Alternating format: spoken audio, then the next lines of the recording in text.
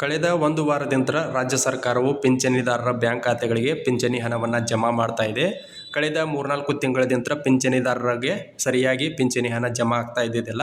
ಆದರೆ ರಾಜ್ಯ ಸರ್ಕಾರ ಈಗಾಗಲೇ ಹಣವನ್ನು ಬಿಡುಗಡೆ ಮಾಡಿದ್ದು ಕಳೆದ ಒಂದು ವಾರದಿಂದ ಹಂತ ಹಂತವಾಗಿ ಪ್ರತಿ ಪಿಂಚಣಿದಾರರ ಬ್ಯಾಂಕ್ ಖಾತೆಗಳಿಗೆ ಹಣ ಜಮಾ ಆಗ್ತಾ ಇದೆ.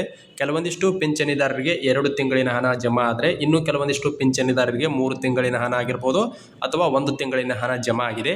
ಆದರೆ ಇದುವರೆಗೂ ಕೂಡ ಅಂದರೆ ಕಳೆದ 3 ತಿಂಗಳಿಂದ ಇವತ್ತಿನವರೆಗೂ ಕೂಡ ಯಾವೆಲ್ಲ ಪಿಂಚಣಿದಾರರಿಗೆ 1 ರೂಪಾಯಿ ಕೂಡ ಜಮಾ ಆಗಿಲ್ಲ ಅಂತಹ ಪಿಂಚಣಿದಾರರು ಆದಷ್ಟು ಬೇಗನೆ ಈ ಕೆಲಸವನ್ನು ಮಾಡಿರಿ.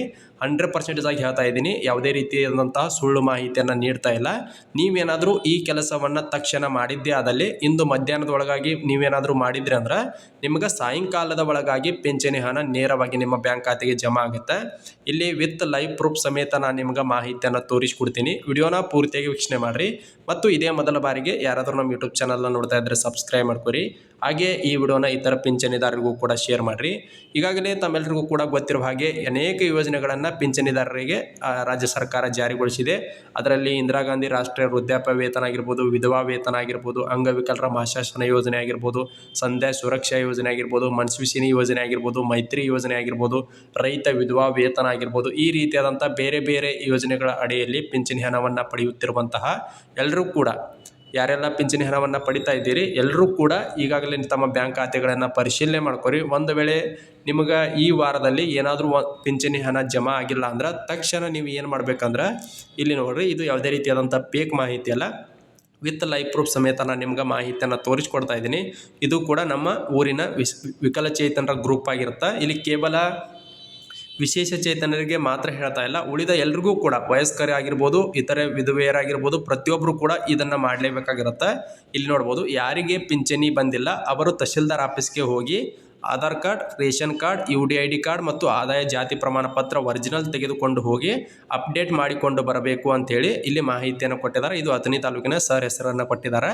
ಅಂದರೆ ನಿಮ್ಮ ತಹಶೀಲ್ದಾರ್ ಆಫೀಸ್ಗೆ ಅಂದರೆ ನೀವು ಯಾವ ತಾಲೂಕಿನ ಅಡಿಯಲ್ಲಿ ಬರ್ತೀರಿ ಅಲ್ಲಿ ಹೋಗಿ, ಅಂದರೆ ಇದುವರೆಗೂ ಕೂಡ ಕಳೆದ 3-4 ತಿಂಗಳ ನಂತರ ಯಾರಿಗೆ ಪಿಂಚಣಿ ಹಣ ಜಮಾ ಆಗಿಲ್ಲ ಅಂಥವ್ರಿಗೆ ಹೇಳ್ತಾ ಇದ್ದೀನಿ. ಇಲ್ಲಿ ಕೇವಲ ವಿಕಲಚೇತನರಿಗೆ ಮಾತ್ರ ಅಂತಲ್ಲ, ಎಲ್ರಿಗೂ ಕೂಡ ವಯಸ್ಕರಾಗಿರ್ಬೋದು, ವೃದ್ಧರಾಗಿರ್ಬೋದು, ಅಥವಾ ಆ್ಯಸಿಡ್ಗೆ ಒಳಗಾದಂಥವ್ರಾಗಿರ್ಬೋದು, ರೈತರ ಹೆಂಡತಿಯರಾಗಿರ್ಬೋದು, ಅಂದರೆ ಎಲ್ರಿಗೂ ಕೂಡ ಯಾರೆಲ್ಲ ಪಿಂಚಣಿ ಸೌಲಭ್ಯವನ್ನು ಪಡಿತಾ ಇದ್ದೀರಿ ಎಲ್ಲರೂ ಕೂಡ ಏನು ಮಾಡಬೇಕಂದ್ರೆ ನಿಮ್ಮ ಹತ್ತಿರದ ತಹಶೀಲ್ದಾರ್ ಕಚೇರಿಗೆ ಹೋಗಬೇಕಾಗತ್ತೆ. ಅಲ್ಲಿ ಪಿಂಚಣಿಗೆ ಸಂಬಂಧಪಟ್ಟಂತೆ ಅಧಿಕಾರಿಗಳಿರ್ತಾರೆ.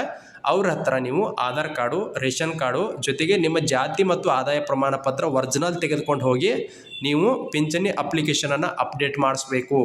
ಅಪ್ಡೇಟ್ ಮಾಡಿಸಿದ್ರೆ ಮಾತ್ರ ನಿಮ್ಗೆ ಪಿಂಚಣಿ ಹಣ ಜಮಾ ಆಗುತ್ತಾ, ಇಲ್ಲದೇ ಇದ್ದರೆ ಯಾವುದೇ ಕಾರಣಕ್ಕೂ ಕೂಡ ಪಿಂಚಣಿ ಹಣ ಜಮಾ ಆಗುವುದಿಲ್ಲ ಅಂಥೇಳಿ ಅವರು ಈಗಾಗಲೇ ಮಾಹಿತಿಯನ್ನು ಕೊಟ್ಟಿದ್ದಾರೆ. ದಯವಿಟ್ಟು ಯಾರಿಗೆಲ್ಲ ಇದುವರೆಗೂ ಕೂಡ ಪಿಂಚಣಿ ಹಣ ಜಮಾ ಆಗಿಲ್ಲ ಅಂತಹ ಎಲ್ಲ ಪಿಂಚಣಿದಾರರು ಹತ್ತಿರದ ತಾಲೂಕಾ ತಹಶೀಲ್ದಾರ್ ಆಫೀಸ್ಗೆ ಭೇಟಿ ನೀಡಿ ನೀವು ಕೂಡ ಅಪ್ಡೇಟನ್ನು ಮಾಡಿಸ್ರಿ. ಎಲ್ಲ ಡಾಕ್ಯುಮೆಂಟ್ಗಳನ್ನು ಅಪ್ಡೇಟ್ ಮಾಡಿಸಿದಾಗ ಮಾತ್ರ ನಿಮ್ಗೆ ಪಿಂಚಣಿ ಹಣ ಜಮಾ ಆಗುತ್ತೆ ಅಂತ ಹೇಳ್ತಾ, ಇವತ್ತೇನಾದರೂ ನೀವು ಮಧ್ಯಾಹ್ನದ ಒಳಗಾಗಿ ಇದನ್ನು ಕೆಲಸ ಮಾಡಿಸಿದ್ದೇ ಆದಲ್ಲಿ ಸಾಯಂಕಾಲದ ಒಳಗಾಗಿ ಕನಿಷ್ಠ 1 ತಿಂಗಳಿನ ಪಿಂಚಣಿ ಹಣ ಆದರೂ ನಿಮ್ಗೆ 100% ಆಗಿ ಹೇಳ್ತಾ ಇದ್ದೀನಿ ಜಮಾ ಆಗಿ ಆಗುತ್ತೆ. ದಯವಿಟ್ಟು ಪ್ರತಿಯೊಬ್ಬರು ಕೂಡ ಅವ್ರ ಮಾತುಗಳನ್ನು ಕೇಳಬೇಡ್ರಿ. ಮತ್ತು ನಾನು ಯಾವುದೇ ರೀತಿಯಾದಂಥ ಫೇಕ್ ಮಾಹಿತಿಗಳನ್ನು ನೀಡುವುದಿಲ್ಲ. ಯಾಕಂದ್ರೆ ರೈತರು ಆಗಿರ್ಬೋದು, ವಯಸ್ಕರಾಗಿರ್ಬೋದು, ವಿಶೇಷ ಚೇತನರಾಗಿರ್ಬೋದು, ನೀವೆಲ್ಲರೂ ಕೂಡ ದುಡಿಯಲು ಅಶಕ್ತರಿರುವ ಕಾರಣದಿಂದಾಗಿ ರಾಜ್ಯ ಸರ್ಕಾರ ಹಣವನ್ನು ನೀಡ್ತಾ ಇದೆ ಅಥವಾ ಕೇಂದ್ರ ಸರ್ಕಾರ ಹಣವನ್ನು ನೀಡ್ತಾ ಇದೆ. ಇದರ ಮೇಲೂ ಕೂಡ ನಾವು ವ್ಯೂಸ್ಗೋಸ್ಕರ ಆಗಿರ್ಬೋದು ಅಥವಾ ಏನೋ ದುಡ್ಡು ಬರುತ್ತೆ ಅನ್ನೋಕ್ಕೋಸ್ಕರ ಆಗಿ ಇದ್ರ ಮೇಲೆ ನಾವು ಯಾವುದೇ ವಿಡಿಯೋಗಳನ್ನು ಮಾಡುವುದಿಲ್ಲ. ನಾನು ವಿತ್ ಪ್ರೂಫನ್ನು ಸಹಿತ ನಾನು ನಿಮ್ಗೆ ಅಪ್ಡೇಟನ್ನು ಕೊಡುವುದು ಅಷ್ಟೇ ನನ್ನ ಕರ್ತವ್ಯ ಆಗಿರುತ್ತೆ. ಯಾವುದೇ ರೀತಿ ಫೇಕ್ ಮಾಹಿತಿ ಅಲ್ಲ. ದಯವಿಟ್ಟು ಹತ್ತಿರದ ನಿಮ್ಮ ತಹಶೀಲ್ದಾರ್ ಕಚೇರಿಗೆ ಭೇಟಿ ನೀಡಿ ಪಿಂಚಣಿಗೆ ಸಂಬಂಧಪಟ್ಟಂತೆ ಅಧಿಕಾರಿಗಳು ಇರ್ತಾರೆ. ಅಲ್ಲಿ ನೀವು ಎಲ್ಲ ಡಾಕ್ಯುಮೆಂಟ್ಗಳನ್ನು ತೆಗೆದುಕೊಂಡು ಹೋಗಿ ಅಪ್ಡೇಟ್ ಮಾಡಿಸ್ರಿ. ಅಪ್ಡೇಟ್ ಮಾಡಿಸಿದಾಗ ಮಾತ್ರ ನಿಮ್ಗೆ ಪಿಂಚಣಿ ಹಣ ಜಮಾ ಆಗುತ್ತೆ ಅಂತ ಹೇಳ್ತಾ, ಈ ವಿಡಿಯೋ ಇಷ್ಟ ಆಗಿತ್ತು ಅಂದ್ರೆ ದಯವಿಟ್ಟು ಲೈಕ್ ಮಾಡಿರಿ. ಹಾಗೆ ಈ ವಿಡಿಯೋನ ಇತರ ಪಿಂಚಣಿದಾರರಿಗೂ ಕೂಡ ಶೇರ್ ಮಾಡಿರಿ. ಹಾಗೆ ಮೊದಲ ಬಾರಿಗೆ ನೋಡುತ್ತಿರುವಂಥ ಎಲ್ಲ ಪಿಂಚಣಿದಾರರು ಕೂಡ ಇದೇ ರೀತಿ ಹೊಸ ಅಪ್ಡೇಟ್ಗಳಿಗಾಗಿ ದಯವಿಟ್ಟು ಸಬ್ಸ್ಕ್ರೈಬ್ ಮಾಡ್ಕೊರಿ. ಮುಂದಿನ ಒಂದು ವಿಡಿಯೋದಲ್ಲಿ ಏನಾದರೂ ನಿಮ್ಗೆ ಇದನ್ನು ಹೊರತುಪಡಿಸಿ ಏನಾದರೂ ಸಂದೇಹಗಳು ಇದ್ದು ಅಂದರೆ ಕಮೆಂಟ್ ಬಾಕ್ಸಲ್ಲಿ ಕಮೆಂಟನ್ನು ಮಾಡಿರಿ. ಮುಂದಿನ ಒಂದು ವಿಡಿಯೋದಲ್ಲಿ ಅದರ ಬಗ್ಗೆ ಅಪ್ಡೇಟ್ ಮಾಡ್ತೀನಿ ಅಂತ ಹೇಳ್ತಾ ಈ ವಿಡಿಯೋನ ಇಲ್ಲಿಗೆ ಮುಗಿಸ್ತಾ ಇದ್ದೀನಿ.